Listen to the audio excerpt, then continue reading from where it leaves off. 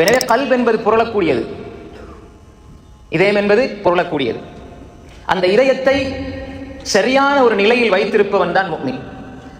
ரமலானுடைய காலத்திலே இருந்த அந்த இதயம் ஷவ்வாலில் காணாமல் போயிருக்கிறது.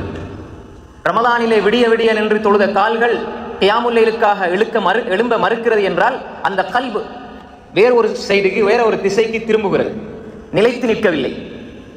ரமலானில் பொய் பேசுவதை நாம் பெரிய பாவமாக, புறம் பேசுவதை பெரிய பாவமாக பார்த்த நாங்கள் இந்த ஷவ்வாலிலே, ஏனைய மாதங்களிலே பெரிய ஒரு பாவமாக பார்க்கவில்லை என்றால் அந்த கல்பு புரளுகிறது, நிலையாக நிற்கவில்லை. தொழுகை 5 நேரமும் பக்குவத்தோடு இமாம் ஜமாத்தோடு தொழ வேண்டும் என்று எண்ணி அதே இதயம் ஷவ்வாலிலே அந்த இமாம் ஜமாத்துக்கு முக்கியத்துவம் கொடுக்கவில்லை என்று சொன்னால் அந்த கல்ப் பாவத்தை நோக்கி புரள ஆரம்பிக்கிறது, நிலைத்து நிற்கவில்லை. ரமலானுடைய காலங்களிலே ஃபஜ்ருடைய தொழுகையை ஜமாத்தோடு தொழுத நாம் ஜமாத்துடைய தொழுகை இல்லாமல் சில போது ஃபஜ்ரே இல்லாமல் ஆகிவிடுகிறது என்றால் அந்த கல்ப் புரண்டு கொண்டிருக்கிறது, பாவத்தை நோக்கி புரள ஆரம்பித்து விடுகிறது. குடும்ப உறவுகளை சேர்ந்து வாழ்ந்த நாம் இந்த காலத்திலே அதை கண்டுகொள்ளாமல் இருக்கிறோம் என்றால் கல்ப் வேறு ஒரு திசையை நோக்கி செல்கிறது.